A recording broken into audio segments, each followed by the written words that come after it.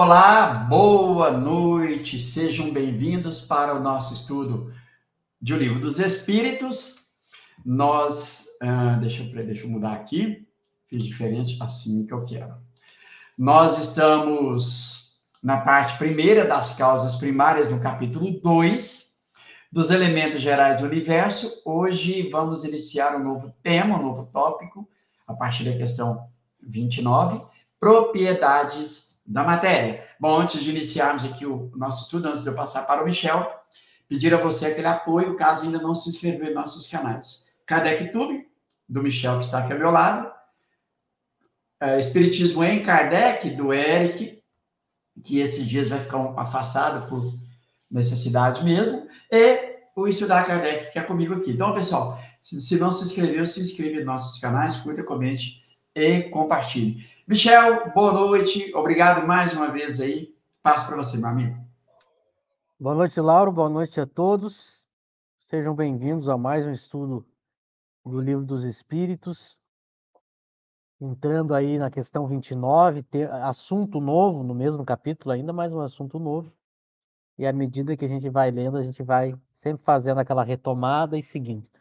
Que seja um ótimo estudo, que todos possam participar, trazer questões, comentários.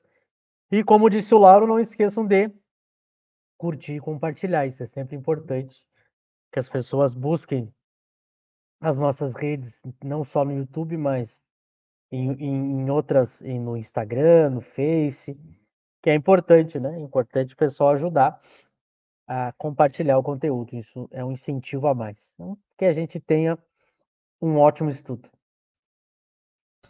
É isso aí, meu amigo. Você quer fazer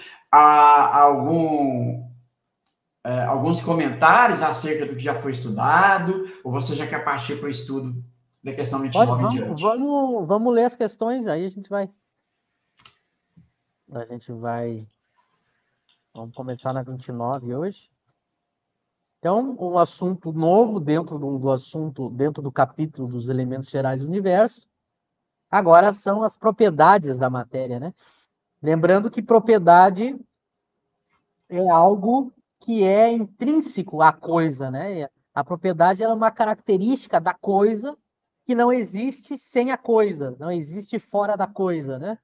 Então, no caso da matéria aqui, a propriedade da matéria são características que a matéria tem, que a constituem, que fazem parte dela e que eu não separo a propriedade da coisa. Então, eu não posso separar a propriedade da matéria, como se fossem dois objetos.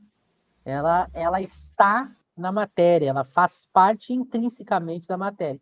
Então, eu tenho a matéria e não tenho um elemento que eu possa separar, como eu separo, por exemplo, eu posso separar a roupa do meu corpo, eu posso separar o café da caneca, eu posso separar essas coisas, né? Agora, a propriedade não, a propriedade ela é algo que está grudada na coisa em si. Então, Kardec quer justamente entender o que são essas propriedades e o que causam essas propriedades, né? Então, é por isso que ele vai entrar nesse assunto. E aí, bom, eu vou ler e aí a gente segue comentando. Então, na questão 29, Kardec pergunta: a ponderabilidade é atributo essencial da matéria? E aí os espíritos respondem: da matéria como a entendeis, sim. Não, porém, da matéria considerada como fluido universal. A matéria etérea e sutil que constitui esse fluido vos é imponderável. Nem por isso, entretanto, deixa de ser o princípio da vossa matéria pesada. Então vejam que os espíritos seguem na mesma linha que eles vêm seguindo e dentro daquilo que Kardec já mostrou nos itens anteriores. Por isso que são as últimas questões que ele vai fazer sobre isso, porque o que ele começa a perceber? Os espíritos continuam dando as mesmas respostas, eu não vou conseguir tirar mais nada disso. Eles vão mostrar que eu tenho Deus, o princípio espiritual, eu tenho a matéria, que eu posso dividir ela na matéria pesada, grosseira, ou matéria propriamente dita, e eu tenho a matéria mais sutil, chamada fluido universal. Então, eu tenho esses 4 elementos: Deus, Espírito, matéria e fluido. Então, sempre quando Kardec estiver falando de alguma coisa, vai se referir a um desses 4. Isso aqui é um macete que a gente dá para quem for estudar a obra. Quando Kardec estiver falando de alguma coisa, a gente tem que ver. Bom, aqui Kardec está falando de Deus, do Espírito, da matéria ou do fluido. É sempre um desses que ele está falando. Então ele divide a matéria em 2, né? A matéria sutil, fluido, e a matéria propriamente dita. A matéria propriamente dita é a matéria que as ciências estudam. Matéria grosseira, própria das ciências acadêmicas. O fluido é essa matéria mais sutil que o espiritismo aborda, mas pela própria palavra fluido, como a gente deixou muito claro, ele aborda de uma maneira muito genérica e limitada, pegando só aqueles pontos que podem ser avaliados. Então, sempre a gente tem que fazer essa distinção. Então, notem que quando Kardec pergunta sobre a ponderabilidade, que é um dos atributos da matéria, o que vão dizer os espíritos? A matéria, como a entendeis, sim. Então, eles se reportam de novo ao conhecimento já estabelecido pela ciência da época. A matéria mais grosseira, ela é ponderável, o fluido é imponderável. Então, muito cuidado a gente ficar tentando imaginar as duas da mesma maneira, porque ela não tem ponderabilidade, o fluido, e a nossa matéria grosseira tem. Lembrando que na física a ideia de ponderabilidade é algo que pode ser pesado, né? Então, o fluido é algo que é muito diferente dessa nossa matéria grosseira. Claro que algumas pessoas poderiam pegar alguns elementos imponderáveis da física e perguntar, mas esses elementos, já que os espíritos disseram que o fluido é imponderável, se eu tiver algum tipo de matéria imponderável na física, é o próprio fluido. Também cuidado, não é assim, né? Mas o fluido é imponderável, estabelecendo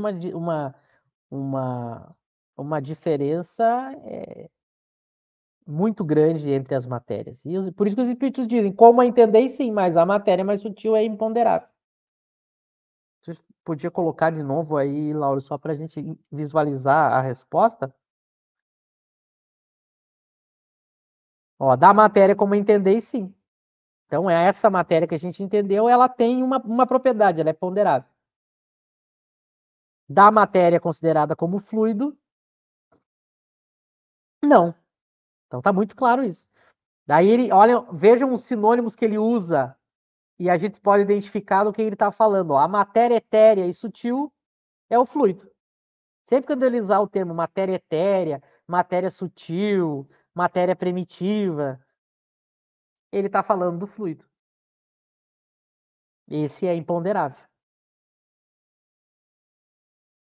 Então, nem por isso, entretanto, deixa de ser o princípio da vossa matéria pesada. Então, quando ele está falando da matéria que a gente estuda na física, na química, ele usa o termo quanto matéria propriamente dita, matéria pesada, matéria grosseira.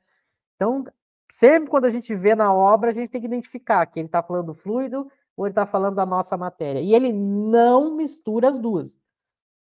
Ele nunca vai ficar fazendo confusão. Ele deixa muito claras as características de uma e mostra que ela é diferente da outra. Ele nunca vai fazer essa associação. Porque se ele fizesse essa associação, a academia poderia cair metendo pau em Kardec, né?